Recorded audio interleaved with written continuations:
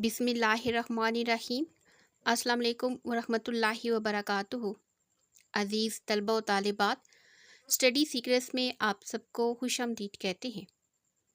Dear student, आज हम जमात नहम की नई उर्दू की किताब में शामिल सबक नंबर 9 इब्तिदाई हिसाब, जिसको इब्ने इंशा ने लिखा है, उसके आज दूसरे पेज की रीडिंग करेंगे। सबक का नाम इब्तिदाई हिसाब है। मुसन्निफ ने बहुत ही दिलचस्प अंदाज में हिसाब के बुनियादी कायदों, ज़रब, तकसीम, जमा और तफरीक के ज़रिए से माशरती रवैयों को बयान किया है। देखते हैं आज के टॉपिक तकसीम में मुसन्निफ का क्या नुक्ते नज़र है। तकसीम ये हिसाब का बड़ा ज़रूरी कायदा है। सबसे ज़्यादा झगड़े इसी पर होते हैं। तकसीम का मतलब है बांटना, अंधों का आपस में रेवड़ियाँ बांटना, बंदर का बिल्लियों में रोटी बांटना। तकसीम बच्चों क्या है? तकसीम का मतलब है बांटना, रुपए पैसे का बांटना, जायदाद का बांटना वगैरह इसके अंदर शामिल है। और शायर मुसन्निफ ने तकसीम को इसी मानों में लिया है। ये मिसालें उन्होंने बयान की हैं। अंधों का आपस में रेवड़ियाँ बांटना, चूँकि अंधों को नज़र नहीं आता तो वो क्या करते हैं, बार बार जो है वो रेवड़ियाँ अपने पास लेकर आते हैं, अपने हाथ में या अपनी गोद में डालते हैं। ये एक मशहूर कहावत है। इसी तरीके से बंदर का बिल्लियों में रोटी बांटना, एक रोटी बिल्लियों को मिलती है तो वो उसके इंसाफ के लिए बंदर के पास जाती हैं, तो बंदर तराजू का बोलता है। उसके बाद वो एक रोटी का टुकड़ा ज़्यादा करता है एक पलड़े में और दूसरे में कम, और इसी तरीके से दोनों का वज़न बराबर रखने के लिए जहाँ ज़्यादा होती है उसे खाना शुरू कर देता है और आखिर में वो सारी रोटी जो है वो खा जाता है। इसी तरीके से बाकी भी हैं। चोरों का आपस में माल बांटना, अहलकारों का आपस में रिश्वत बांटना, ये सब तमाम कायदे जो हैं वो बांटने के से मुतालिक हैं, तकसीम के मुतालिक हैं। मिल बांट कर खाना अच्छा होता है, यानी आपस में इत्तेफाक के साथ बैठकर खाना अच्छा होता है। लेकिन अगर जो है यही खाना तकसीम करके खाया जाए तो नुकसान होता है। किसी को कम मिलता है, किसी को ज़्यादा। और आजकल का मुआशरा ऐसा है जिसमें हर शख्स की ख्वाहिश होती है कि उसे अच्छी चीज़ मिले और दूसरों को जो है वो बुरी या नाकिस मिले। दाल तक जूतों में बांट कर खानी चाहिए। तकसीम का तरीका कुछ मुश्किल नहीं। हकूक अपने पास रखिए, फ़राइज़ दूसरों में बांट दीजिए। मुसन्निफ कहते हैं तकसीम का जो तरीक़ाकार है वो सबसे ज़्यादा आसान है। जब हमने चीज़ें बांटनी ही हैं, क्योंकि तकसीम का मतलब ही बांटना है, तो आसान तरीका ये है कि हकूक अपने पास रख लिए, यानी हर किसी पर अपना हक जताएं कि ये मेरा हक है, ये मेरा हक है। और जब अपने फ़राइज़ की बारी आए, कुछ अपने काम करने की बारी आए, तो वो फ़र्ज़ जो है वो दूसरों में बांट दीजिए। रुपया पैसा अपने कैसे में डालें, यानी रुपया पैसा अपने पास रखें, उस पर अपना हक जमाएं। और कनात की तलकीन दूसरों को कीजिए। कनात से मुराद सब्र की नसीहत जो है वो दूसरों को करें, यानी ख़ुद रुपया पैसा अपने पास रखें, अच्छी चीज़ अपने पास रखें, अपने हकूक़ का इस्तेमाल करें और दूसरों को जो है वो सब्र की नसीहत करें और उनको उनके फ़राइज़ की आगाही दिलाएं। आजकल का मुआशरा देखें तो हकीकत में मुसन्निफ की सही तर्जमानी कर रहा है। इसीलिए इसी सबक को जो है वो मज़ाहिया अंदाज में मुसन्निफ ने बयान किया है कि जो आने वाली नस्ल है वो इन माशरती रवैयों से ज़रूर आगाह हो सके। ये इस अंदाज में लिखा गया है تاکہ ابتدائی حساب کے بنیادی قاعدوں کے ذریعے سے ہم جو ہے معاشرتی رویوں کو اچھے طریقے سے سمجھ سکیں اور ان پر عمل پیرا ہو سکے، اپنی جو زندگی ہے اس کا جو تانا بانا ہے وہ انتہائی اچھے طریقے سے اور درست راستے پر گامزن کر سکیں۔ ابتدائی الجبرا یہ بھی حساب کے بنیادی قاعدوں میں سے ہے، یہ بھی ایک قسم کا حساب ہے، چونکہ طالب علم اس سے گھبراتے ہیں۔ الجبرے کا نام سن کر بہت سے طالب علم جو ہیں وہ پیچھے ہٹ جاتے ہیں۔ ایک خشک اور ڈل مضمون ہے جس پر طالب علم جو ہیں وہ زیادہ توجہ نہیں کرتے، گھبراتے ہیں، پریشان ہوتے ہیں، ان کی سمجھ میں کچھ نہیں آتا اور یہ جبرن پڑھایا جاتا ہے۔ جبرن سے مراد زبردستی پڑھایا جاتا ہے، اس لیے اسے الجبرا کہا جاتا ہے۔ حساب اعداد کا کھیل ہے، جبکہ الجبرا جو ہے حرفوں کا کھیل ہے۔ ڈیئر اسٹوڈنٹ، یہ آپ جو ہے یاد کر کے رکھیں، کیونکہ پیپر میں MCQs میں یہ پوچھا جائے گا کہ حساب کس چیز کا کھیل ہے، اعداد کا ہے، حرفوں کا ہے، لکیروں کا ہے، نقطوں کا ہے، علامتوں کا ہے۔ تو آپ کی معروضے میں یہ سوال آ سکتا ہے، لہٰذا ریڈنگ پہ زیادہ فوکس کیا کریں۔ حساب اعداد کا کھیل ہے، الجبرا حرفوں کا کھیل ہے۔ ان میں سب سے مشہور جو حرف ہے وہ لا ہے، لام الف لا۔ لا کا مطلب نہیں ہوتا، اس کے معنی کچھ نہیں، بلکہ یہ ایسا ہے کسی اور لفظ کے ساتھ لگ جائے تو اس کے معنی بھی سلب کر لیتا ہے، یعنی ختم کر دیتا ہے۔ لا کا مطلب ہے نہیں، اور جب یہ لفظ کسی اور لفظ کے ساتھ بھی لگا دیں تو اس کے معنی بھی جو ہے وہ ختم کر دیتا ہے۔ جس طرح لا مکان، مکان کا مطلب ہوتا ہے جگہ، اور لا مکان کا مطلب ہوتا ہے جس کا کوئی جگہ نہ ہو، جس کا کوئی ٹھکانہ نہ ہو۔ لا دوا،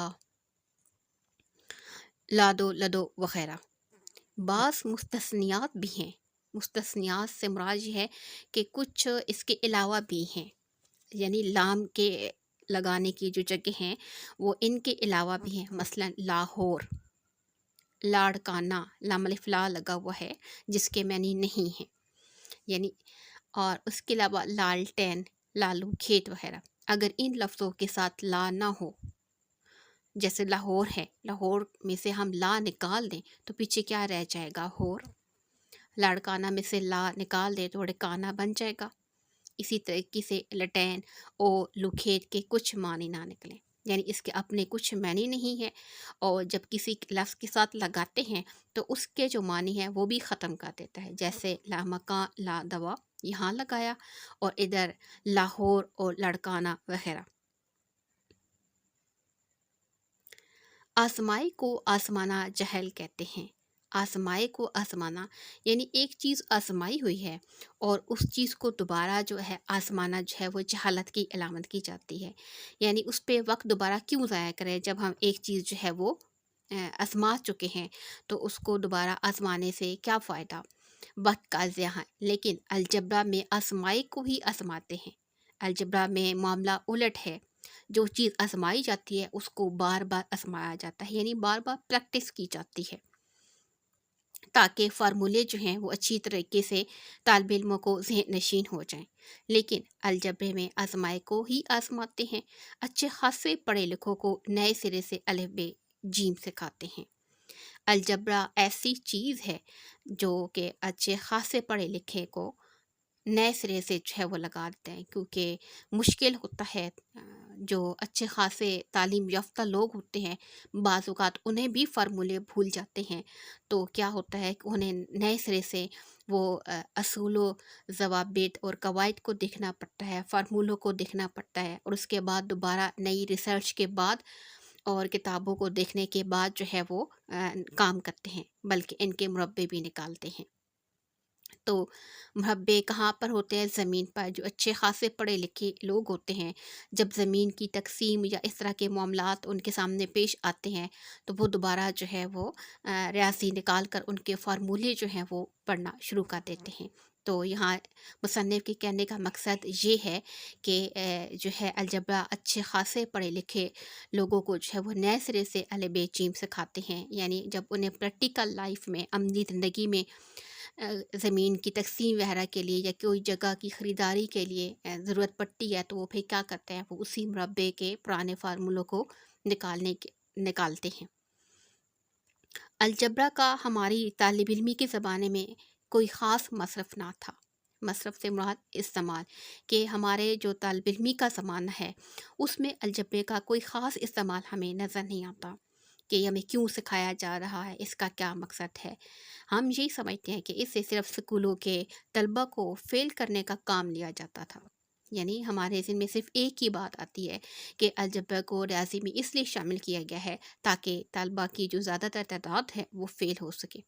لیکن آج کل یہ عملی زندگی میں خاصا استعمال ہوتا ہے، لیکن اس کا پریکٹیکل لائف میں جو ہے اچھا خاصا استعمال ہے۔ وہ کیسے؟ دکاندار اور گداگر اس قاعدے کو زیادہ استعمال کرتے ہیں۔ دکاندار اور گداگر، گداگر فقیر کو کہتے ہیں، اور دکان تاجر کو جہاں پر چیزیں بکتی ہیں، تو وہ لا کا قاعدہ کیسے استعمال کرتے ہیں دیکھتے ہیں۔ پیسہ لا اور لا اور لا، یعنی پیسے اور لے کر آئیں اور لے کر آئیں اور لے کر آئیں۔ گداگر فقیر بھی جو ہیں وہ بھی گھر گھر گلی محلے میں صدا لگاتے ہیں، تو وہ بھی یہی بات کرتے ہیں۔ اور جب کوئی سی چیز کی خریداری کے لیے ہم کسی دکان کے پاس جاتے ہیں، دکاندار کے پاس، تو وہ بھی یہی کہتے ہیں کہ مہنگائی بہت زیادہ ہے، پیسے اور چاہیے اور لا۔ بعض رشتوں میں الجبرا یعنی جبر کا شائبہ بھی ہوتا ہے۔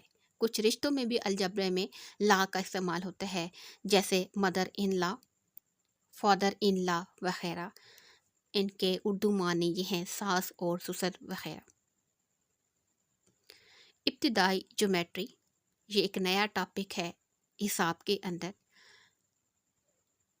بنیادی قاعدوں کی بات ہو رہی ہے، تو بنیادی قاعدوں میں جہاں پر جمع، تفریق اور ضرب تقسیم ہے، تو اس کے علاوہ ابتدائی حساب میں ابتدائی الجبرا ہے، اس کا کیا استعمال ہے یہ بتایا گیا ہے۔ اور اب جو ہے ابتدائی جیومیٹری کسے کہتے ہیں، اس پہ غور کرتے ہیں۔ مصنف نے اپنا نقطہ نظر کہاں تک بیان کیا ہے؟ جیومیٹری لکیروں کا کھیل ہے، چونکہ جیومیٹری میں ہم کیا کرتے ہیں، لائنیں لگاتے ہیں، متوازی خطوط کھینچتے ہیں، مستطیل بناتے ہیں، سکیل چکور بناتے ہیں، تو سکیل کے ساتھ لائنیں لگاتے ہیں، تو یہ لکیروں کا کھیل ہے۔ علماء جیومیٹری کو ہم لکیر کے فقیر کہہ سکتے ہیں۔ جو جیومیٹری کے علماء اور فضلاء ہے، یعنی عالم فاضل ایکسپرٹ لوگ، ماہرین جن کو ریاضی اچھے طریقے سے آتی ہے، ہم ان کو لکیر کے فقیر کہہ سکتے ہیں۔ کیسے؟ دنیا نے اتنی ترقی کر لی، ہر چیز بشمول سائنس، اور مہنگائی کہاں سے کہاں تک پہنچ گئی۔ لکیر کے فقیر اس لیے کہیں گے کہ دنیا میں ہر چیز نے ترقی کر لی ہے، سائنس کو شامل کرتے ہوئے، چھوٹی چیزوں سے لے کر بڑی چیزوں تک، اور مہنگائی شروع دن سے لے کے اب تک اگر اندازہ لگائیں تو چیزیں کتنی مہنگی ہو چکی ہیں۔ لیکن جیومیٹری والوں کے ہاں اب تک زاویہ قائمہ 90 درجے کا ہوتا ہے۔ لیکن جیومیٹری والوں کے لیے جو پہلے زمانے میں زاویہ قائمہ تھا، جس کی میئرمنٹ جو تھی وہ 90 کی تھی، 90 سپلیمنٹری زاویے جو کمپلیمنٹری زاویے ہیں، آج بھی ان کی جو میئرمنٹ ہے وہ 90 ہی ہے۔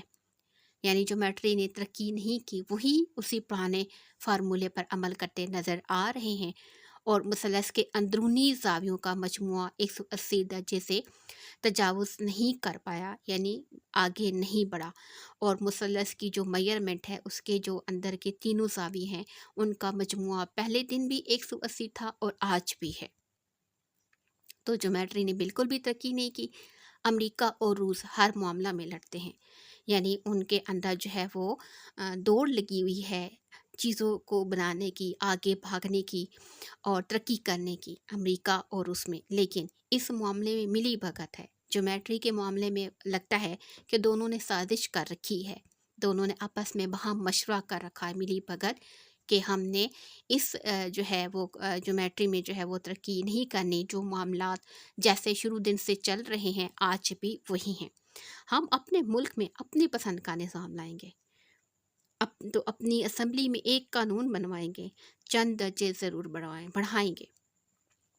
مصنف کہہ رہا ہے کہ جو ترقی یافتہ ملک ہیں امریکہ اور روس، اگرچہ وہ ترقی کے معاملے میں ایک دوسرے سے آگے کی طرف بڑھتے جاتے ہیں، لیکن ज्योमेट्री के मुकाबले में वो दोनों एक ही असूल पर अमल कर रहे हैं, जबकि हम लोग अपने मुल्क में अपनी पसंद का, अपनी मर्ज़ी का निज़ाम लाएंगे। हम उनके असूल और कायदों पर अमल नहीं करेंगे।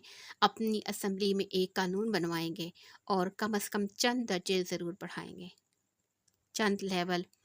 यूँ समझ लें कि हम किसी और मामले में तो आगे नहीं बढ़ सके, लेकिन जैसे 90 का ज़ाविया कायमा बताया गया है, तो इसके दर्जा बढ़ा देंगे और अंदरूनी ज़ाविया जो हैं उसका दर्जा बढ़ा देंगे।